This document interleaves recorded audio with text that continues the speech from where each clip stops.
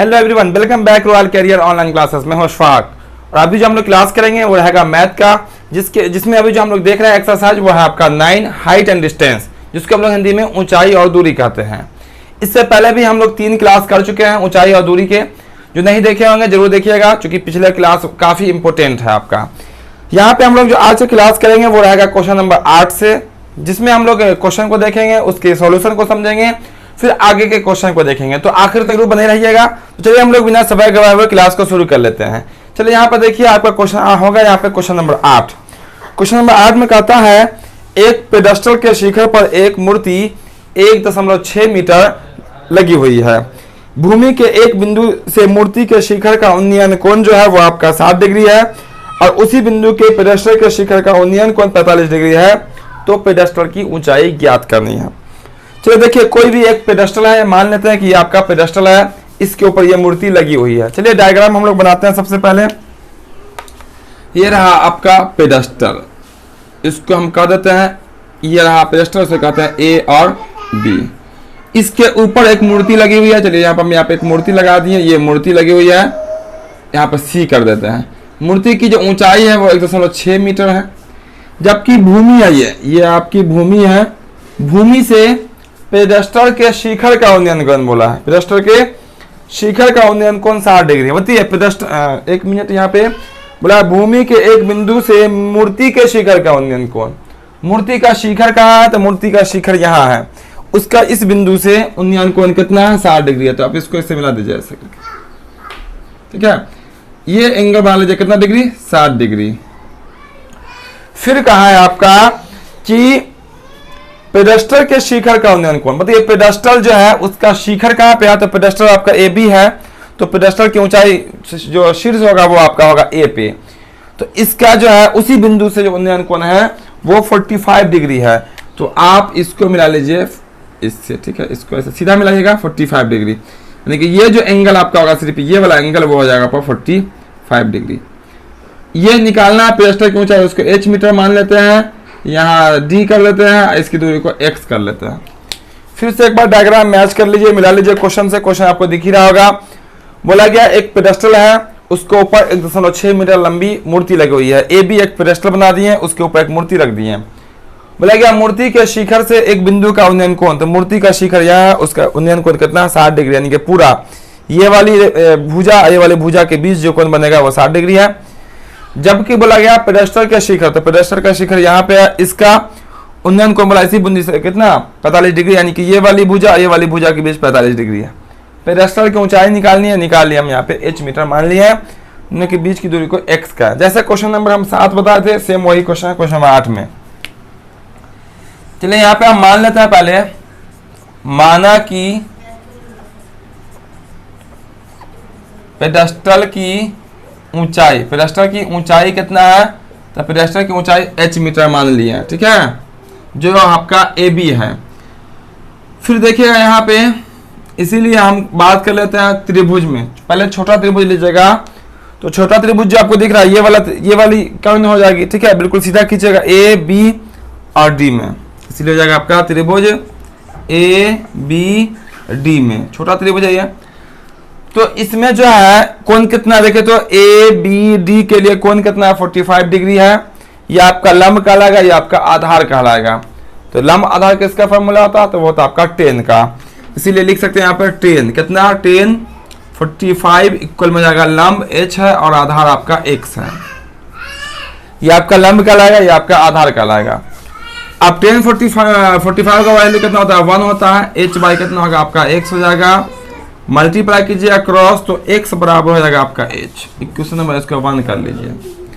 इससे पहले जब क्वेश्चन नंबर 7 हम बताए थे, वहां पे एक संचार मीनार था जिसकी ऊंचाई 50 मीटर थी यहाँ पे, तो ये भी वैल्यू कितना निकल गया? 50 मीटर आया था, क्योंकि 45 का जो एंगल होता है tan में, उसका वैल्यू 1 होता है। चलिए फिर हम लोग आगे बढ़ते हैं और फिर देखते हैं दूसरा त्रिभुज। देख लीजिए यहाँ पे, फिर जो आपका होगा वो त्रिभुज हो जाएगा पूरा त्रिभुज। पूरा त्रिभुज का नाम क्या होगा? तो होगा आपका सी बी और डी, जो आपका पूरा, इसमें ये वाली भुजा का कोई काम नहीं पड़ेगा। तो आपका हो जाएगा त्रिभुज सी बी डी में।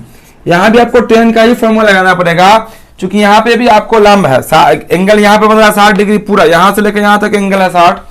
तो ये आपका यहां से यहां तक लंब का आएगा, जबकि आधार कितना x है।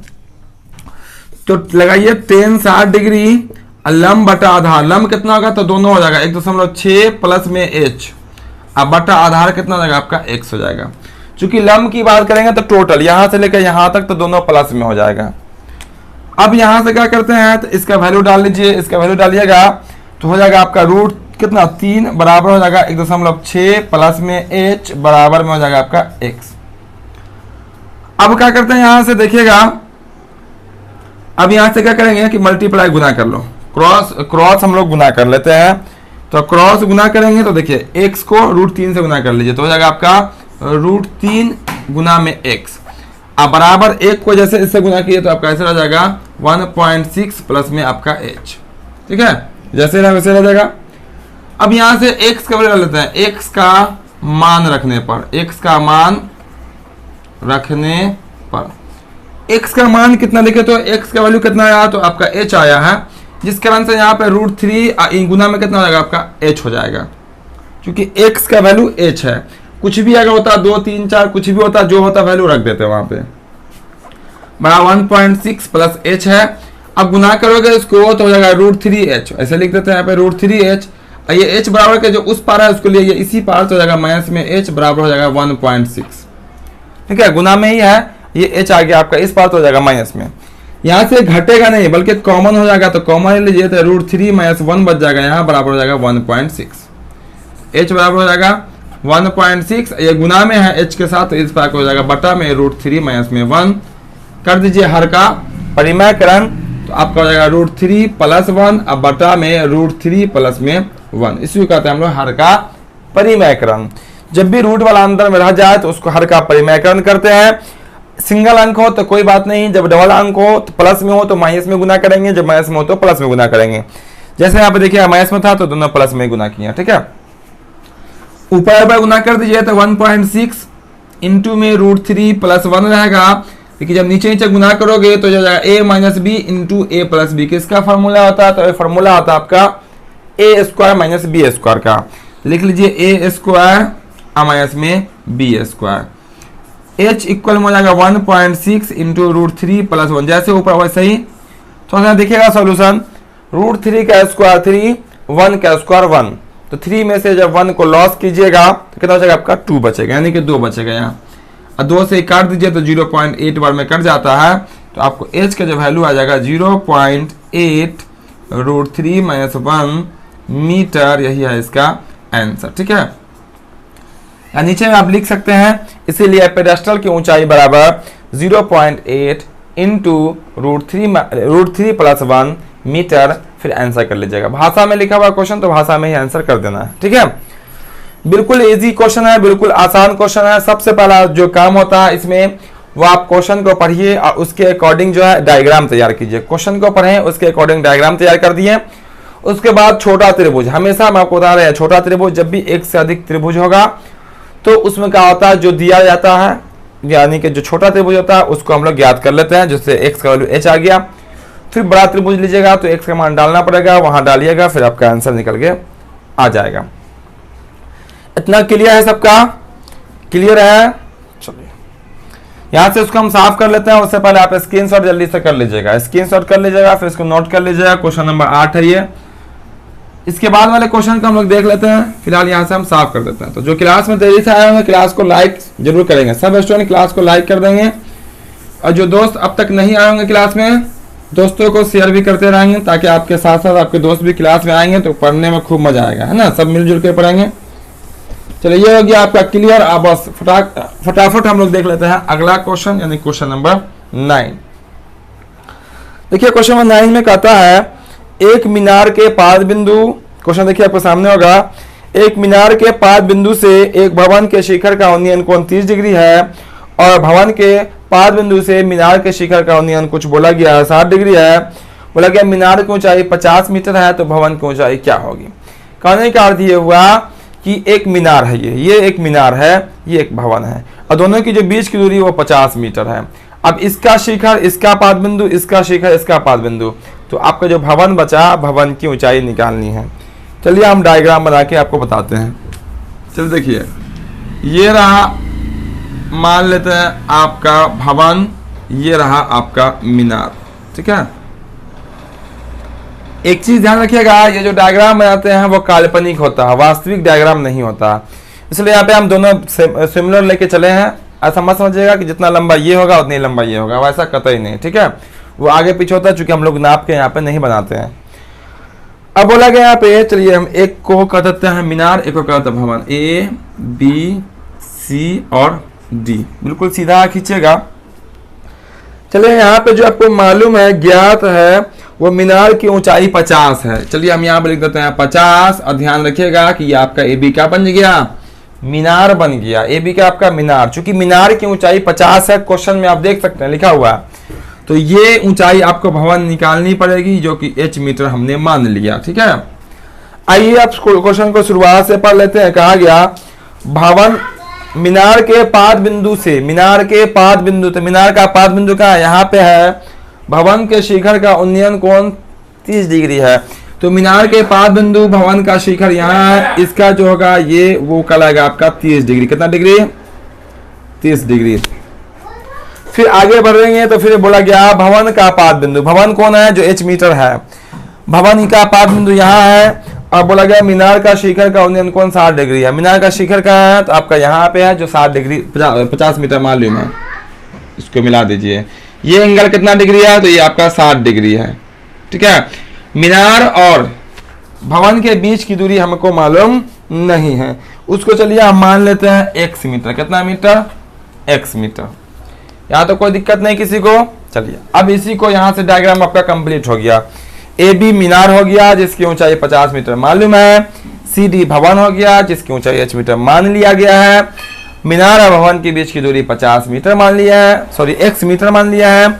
क्वेश्चन में कहा गया था कि मीनार का पाद बिंदु भवन का शिखर का उन्नयन कोण 30 डिग्री है, तो उन्नयन कोण नीचे बन जाएगा। भवन का पाद बिंदु और मीनार का शिखर उन्नयन कोण 60 डिग्री। अब फाइनली हमें निकालना है कि भवन की ऊंचाई कितनी होगी। चलिए हम यहाँ पे मानते हैं। ठीक है, मानते हैं, देखिए रहिएगा, समझते रहिएगा। क्वेश्चन नंबर कितना होगा, वो 9 नंबर है ना। मान लीजिए माना कि ए बी एक का मीनार है। क्वेश्चन देखते रहेगा, मिलाते रहेगा। मीनार है जिसकी ऊंचाई जो है वो आपका 50 मीटर है, ये सवाल में। फिर हम मान लिए हैं, फिर माना कि सी डी का भवन है, भवन है जिसकी ऊंचाई कितनी है, वो आपका h मीटर। ये बिल्कुल सीधा होगा। ठीक है, बिल्कुल सीधा होगा सब, मीनार भी भवन भी। तथा मीनार और भवन के बीच की दूरी कितना है, वो x मीटर है। इसीलिए देखिएगा, ध्यान से यहाँ देखते रहिएगा। पहले ये बताइए आपको, दो ऊंचाई है, दो समकोण त्रिभुज इसमें है। एक समकोण त्रिभुज का नाम होगा ए बी और डी, जिसमें यहाँ भुजा बना, यहाँ 90 डिग्री होगा। एक समकोण त्रिभुज सी डी और बी, जिसमें ये कर्ण होगा, ये ऊंचाई है, या इसका यहाँ पे बदल रही है, ये आपका आधार है। ठीक है, तो ऐसा त्रिभुज लीजिए जिसमें ऊंचाई मालूम हो, कम से कम एक भुजा मालूम हो। तो ये मालूम कहाँ है, इसमें है। ठीक है, तो हम लोग लेते हैं पहले त्रिभुज ए बी और डी में। त्रिभुज ए बी डी में देखिए, ए बी डी इसलिए लिया है क्योंकि यहाँ पर ऊंचाई मालूम है, तो x का वैल्यू हमें मालूम चल जाएगा। अगर ये त्रिभुज लेते हैं तो यहाँ ना x मालूम है ना h मालूम है, अटक जाइएगा फिर आप। इसलिए पहले ये वाला लीजिए। तो इसमें हो जाएगा 10, क्या होगा आपका 10, और 10 कितना होगा, देखिए ये आपका लंब यहाँ पे एंगल बन रहा है ए बी डी में, इसका कोई काम नहीं है। देखिए इसका, इस भुजा का भी कोई काम नहीं है, तो आपका डायग्राम ऐसा दिख रहा होगा, ऐसा दिख रहा होगा। ठीक है, तो यहाँ पे एंगल 60 बन रहा है, तो ये आपका लंब, ये आपका आधार। तो लंब 50, आधार कितना है x, और कोण कितना है 60 डिग्री। तो 10 60 बराबर हो जाएगा लंब बटा में आधार। लंब बटा आधार हो गया 10 60 बराबर। अब क्या होगा, वैल्यू डाल दीजिए, तो यहाँ पे रख दीजिए 50 बटा रूट x हो जाएगा। क्रॉस गुना करोगे तो यहाँ पे हो जाएगा आपका रूट 3x, रूट 3 पे रूट है, x बराबर 50, तो x बराबर हो जाएगा आपका 50 बट्टा में रूट 3, 50 बट्टा में रूट 3। लंब बट्टा आधार हो गया, गुना का नहीं गुना कर देंगे, इतना निकल जाएगा। फिर लीजिए यहाँ पे, फिर दूसरा त्रिभुज की बात कीजिए तो दूसरा त्रिभुज आपका इस टाइप का है, देखते रहेगा। यहाँ पे 30 डिग्री है, यहाँ पे बी है, यहाँ पे डी है, यहाँ पे सी है, ये आपका एच है, ये आपका एक्स। दूसरा त्रिभुज ऐसा, त्रिभुज का नाम क्या आ जाएगा त्रिभुज, फिर त्रिभुज लीजिएगा सी डी बी में, किसमें देखिए अलग अलग त्रिभुज बना दिए, ठीक है। तो इसमें ये लंब का लगेगा, ये आधार का लगेगा, एंगल 30 है तो लंब बटा आधार यहाँ भी होता है। लंब बटा आधार किसका फॉर्मूला, तो tan का होता है, तो लीजिए tan 30 बराबर लंब बटा आधार x। tan 30 का मान 1/√3 बराबर h/x हो जाएगा। क्रॉस गुना करोगे तो √3h हो जाएगा। अब बराबर कितना होगा आपका x। अब यहाँ से क्या करेंगे, x का वैल्यू रख देंगे, तो x का मान रख दीजिए, x का मान तो लिख दिए यहाँ पे x का मान रखने पर तो कितना होगा √3h बराबर x का वैल्यू कितना देखिए तो 50√3, लिख लीजिए 50 बटा में √3। अब यहाँ से √3 को उस पर भेजिएगा तो आपका हो जाएगा, यहाँ बनाते हैं क्या, यहाँ बना देते हैं, तो ये हो जाएगा आपका h बराबर 50 बटा में √3, ये गुना में ना है h के साथ, उस पर जाकर हो जाएगा भाग में हो जाएगा आपका √3, किस में हो जाएगा, भाग में हो जाएगा, ठीक। 50 सॉरी x बराबर कितना होगा यहाँ पे, x बराबर 50 बटा √3, और गुना कीजिएगा इसको तो ये पलट जाएगा 1/√3। ये पूरा हम क्लियर है, पूरा कंसेप्ट के साथ आपको बता रहे हैं, नहीं तो हम यहाँ डायरेक्ट कर सकते थे कि ये 3 हो जाएगा। फिर h बराबर हो जाएगा 50 बटा 3, यानी h बराबर हो जाएगा 16.2/3, 16 × 48 2 50 मीटर। इसे आप कर सकते हैं भवन की ऊंचाई, भवन की जो ऊंचाई है तो 16.2/3 मीटर है, यही हो जाएगा आपका आंसर, ठीक है।